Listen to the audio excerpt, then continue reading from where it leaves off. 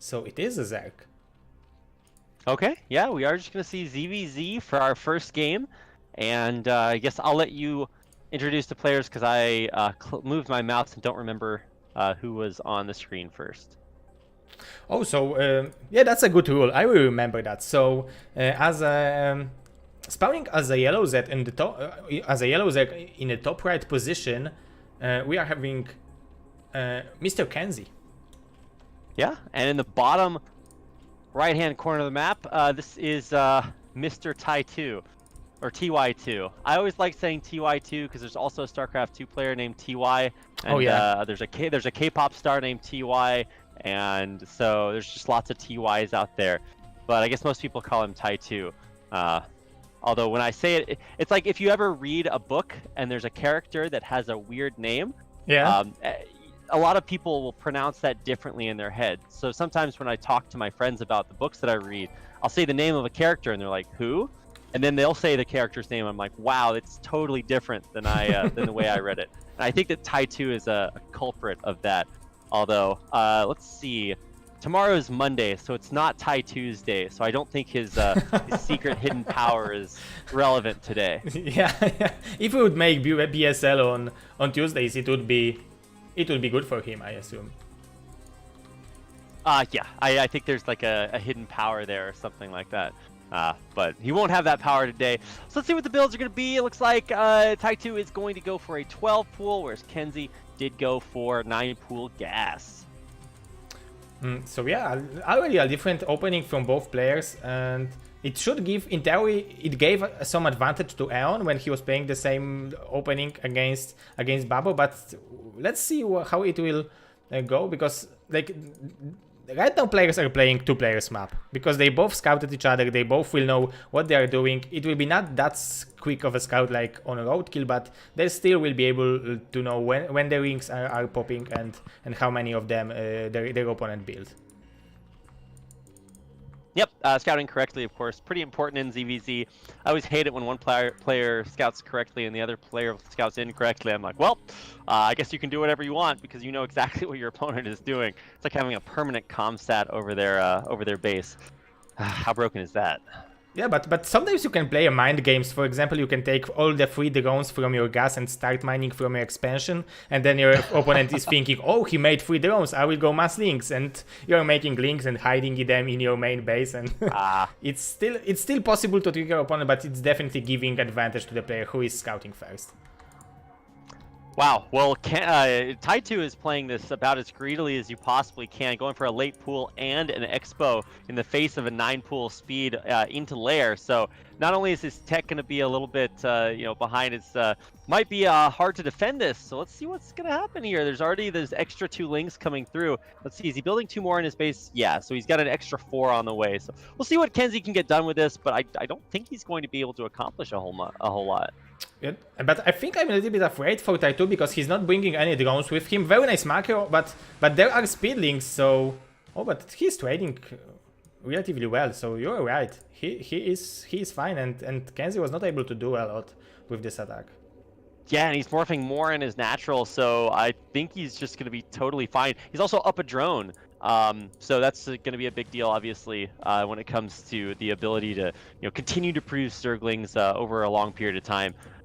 Using a couple to fight with, so yeah. Very nice micro, very nice drill. But yeah, his control is really good.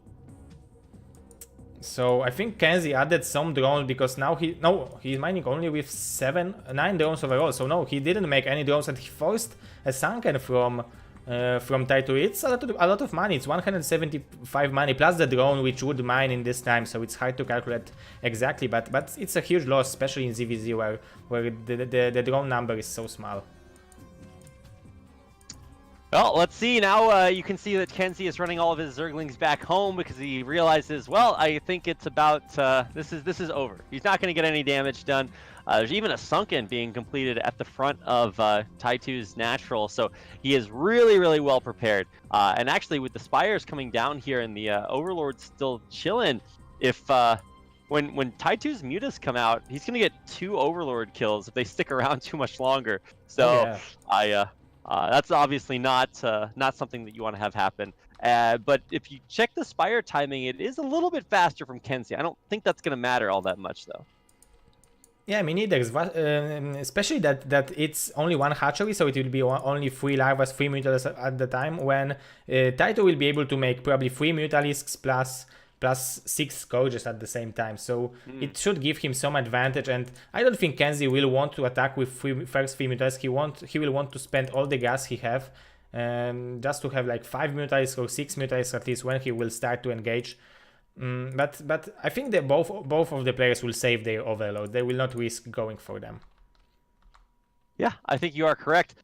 Interestingly enough, even with that natural expansion, I want to say that KenZy is actually now up in the drone count, 9 to 8, or something like that, or 10 to 9, something similar to that. So it's very interesting because, you know, it's obviously 1 base versus 2 base economy. And there's mutas out. They were faster for KenZy, but these mutas from Ty2 should be popping any second now. And he's actually going for less mutas and building a Scourge on in there. We'll see if that can be useful hitting KenZy's muta. He's trying to save his Overlord, and I think he's going to be able to do it. Yeah, and KenZy is trying to micro as good as he can. Killing this Overlord is huge because then it would make Ty2 supply block. It's only 2 free shots left. Oh, and he did it. Nice. Oh, and he even sniped the Scourge. Yeah, that's really, really good control there by KenZy. Gets in, kills it, gets out, and actually, let's see, where's the other Overlords? Oh, I guess the other Overlord from KenZy is way down south at the 9 o'clock location, so probably not worth chasing with your mutas. Yeah, then you would lose everything in your main because KenZy would definitely go for a very quick counter attack, and it looks like KenZy will be the one with the quicker extractor in his natural, so that's pretty impressive how well he adjusted to this game after starting with the 9 pool.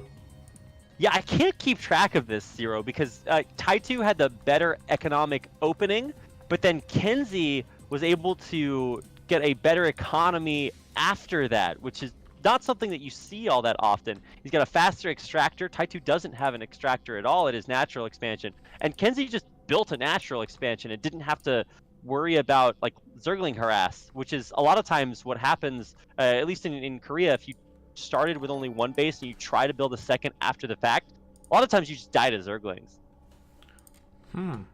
Yeah, you are definitely right. It would be the end of the game because the 2 hatch player would out macro the player who had only 1 hatch. But I think the fact that Ty2 went for this Sunken meant like gave some opportunity for KenZy to go to this expansion, because it was a lot of resources lost for this building which is not moving anywhere.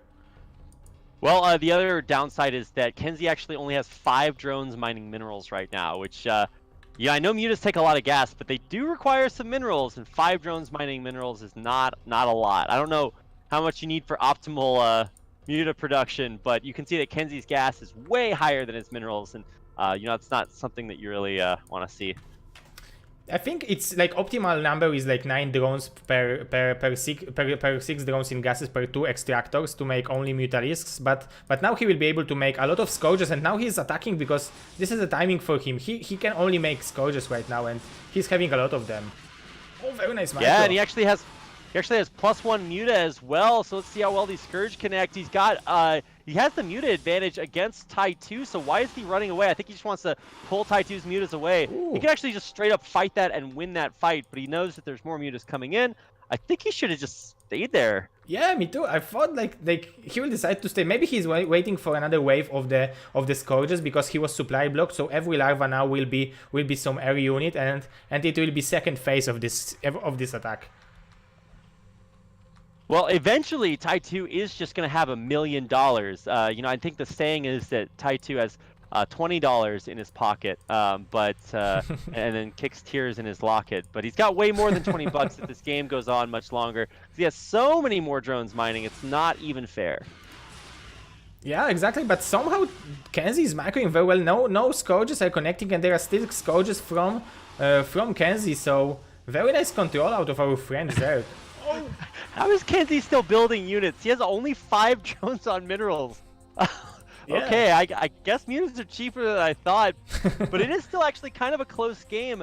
So let's see what the muta counts are at right now. It's 9 for KenZy, and Ty2 has 8. Okay. Yeah. So This drones does are not not make any helping.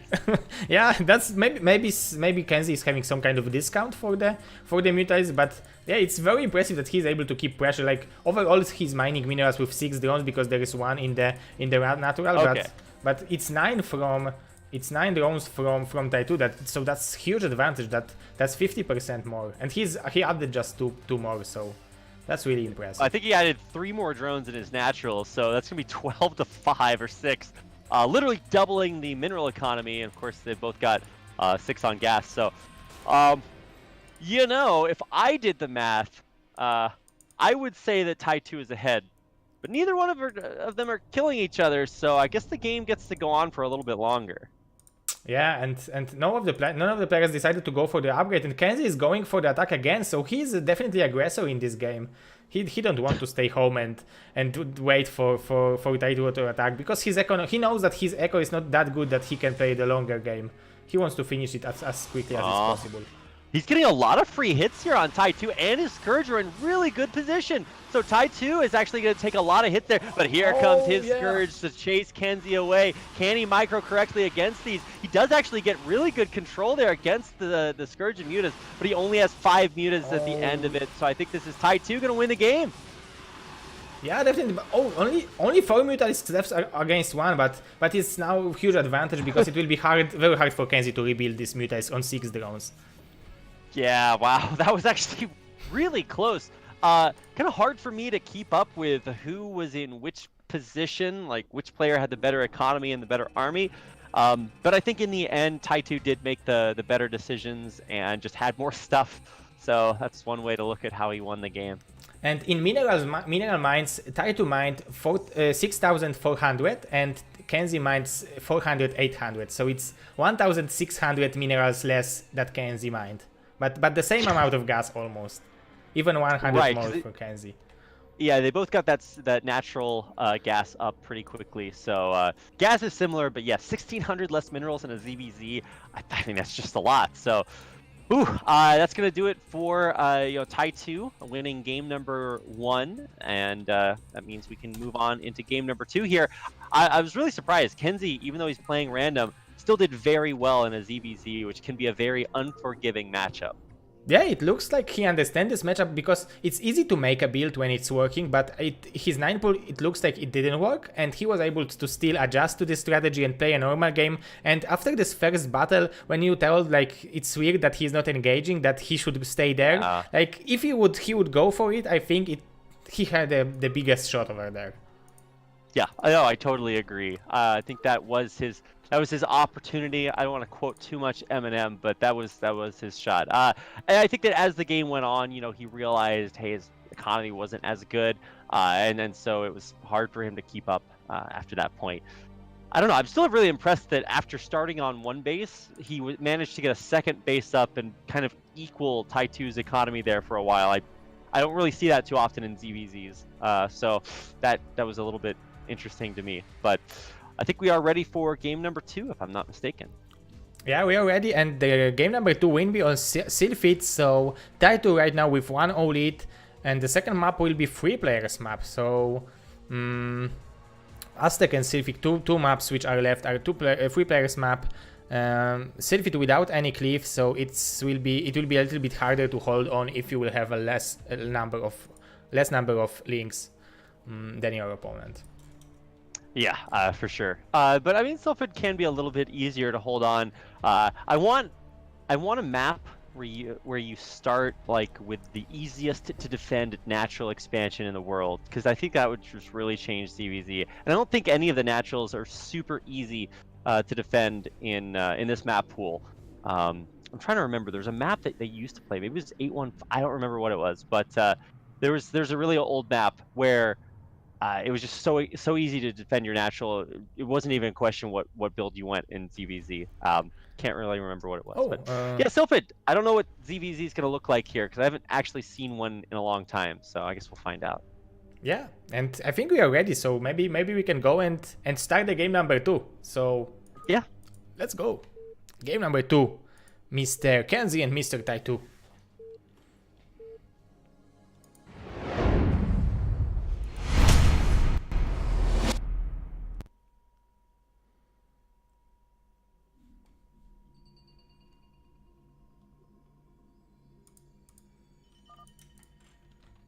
Oh, so right now we will have a Protoss. What? Okay, I guess he is actually just playing random. So cool. Yeah, it's gonna be a PvZ to start out game 2. Yeah, so spawning on the 8 o'clock position as a blue Protoss player, we are having Mr. KenZy. Yeah, and his opponent is our Zerg player, Ty2, who actually is a little bit of a race swapper himself. I remember maybe a year and a half, 2 years ago, Ty2 played Terran, if I'm not mistaken. And I think he lost like 100 million games to KenZy in a row, and was just like, wait a second, I shouldn't do this anymore. And then he changed to Zerg. He's actually doing very well with it. So I don't see that actually happen too much in Brood War, where players change races and really have a lot of success with it. But yeah, he definitely did it. Koget was the one who was changing race. He was, I remember, in like years 2000, 2004, he was a Zerg. Then from 2004 to like 2007, I think, he switched to Protoss, and then he switched to Terran. So he have experience with every race, and he was qualifying for Polish championships with every race, and he was playing very nicely. So that's very talented player. Yeah, I think he qualified for WCG, if I'm not mistaken. Maybe I am, but either way, yeah, very, very good to see that that level of prowess. So here we go. Looks like we are going to have 12 hatch or 12 pool versus a gateway expand. Yeah, very fast gateway. So a little bit pressure from Mr. KenZy, and yeah, it's pretty interesting opening, but it will be 12 pool, so it's my strategy, I think. Yeah. No, you're exactly right. I think we talked about this yesterday. And it makes it's going to be really good. Obviously, you don't want to go like 12 hatch into like forward double gate. That would be really really rough. But it's still going to be a little bit of pressure. Zealots are going to be super annoying, and thankfully the Overlord scouted in the correct direction from Ty2. So not only does this scout the build, but it's going to scout the race, because you don't know. Yeah, that's why probably he started with a 12 full. That's a really good point. I didn't think about it, but he didn't know what he's playing against, assuming that KenZy started with a random. So 12 full is relatively like optimal opening against every race, because it's fine against Protoss, it's fine against Zerg. It's the worst against Terran, but I think KenZy Terran is his worst matchup, so I think Ty2 could live with that. Yeah, I think probably he's pretty happy about that one. Honestly, I don't know what to expect from KenZy, not only because he's random, but also because I don't know. It's been so long since I've cast a random player. Usually when I'm playing against them on ladder, I always assume that they're gonna lie to me about what race they are. So yeah. I can't treat it like it's a real game, because you make such different decisions when you're going against a random player. So let's find out how this is going to go. This is kind of an interesting forward gateway, or gateway start, because he didn't do anything aggressive. But he does have 3 Zealots back at home, so he should be able to hold on against these 6 Lings pretty easily. Yeah, but he should be careful. He don't want to let these Lings to his main base. I was so scared when he moved those 2 Zealots out of the wall. I'm like, 99% of the time, the Lings just run right through and kill all your probes. And I'm just, so yeah, that was a very brave move to make. And I'm thinking what Ty2 is doing right now, because he's mining gas, and KenZy is very nicely holding this probe alive. I don't know for how long, because speed just ended, and but he saw that Ty2 is mining gas, so he's probably preparing himself for something wild. Yep, and I think he saw that there was no gas in the natural, so he probably knows that 2-hatch Muta is not something to worry about. I'm waiting to see where the third is going to go, if it is in fact going to be built. Currently there's just 2 drones sitting idle, so I think one of those has a purpose in mind. But yeah, this could actually be just a 2-base build if I don't see a 3rd hatchery come down here anytime soon. Yeah, there's a Hydra Den coming down, so whoa! This is already going to be really weird. But why he's making a layer in natural? Its layer is almost done, and he's going for Hydra Den, so maybe he wants to show like 2 or 3 Hydra discs to KenZy, to force KenZy to make a lot of cannons and then switch to the Mutalisks. Maybe this is like ultimate mind game. Yeah, dude, casting Ty2 is every caster's nightmare, because this guy is like, he'll like stay up late at night thinking about these builds, and every time he explains its build, he always starts it out with like, okay guys, as if he's trying to like like get you ready for a story. And trust me, like Ty2 doesn't live his life in sentences. He lives them in paragraphs. That's why he's one of TL's writers, because little do they know, like they pay him to write these articles, but these are actually already things that he would just write on his own time and just do for free. And now he has a website to post them to. So that's what I like to think of the thought processes behind Ty2 builds. And I'm never sure what to expect, but this is going to be 2-Hatch Lurker. Yeah, 2-Hatch Lurker, and I never seen this kind of build. He's making a lot of links and go, like it will be like how many 3 lurkers into a lot of links, and he might be able to bust it because there will be 2 cannons so close to the wall.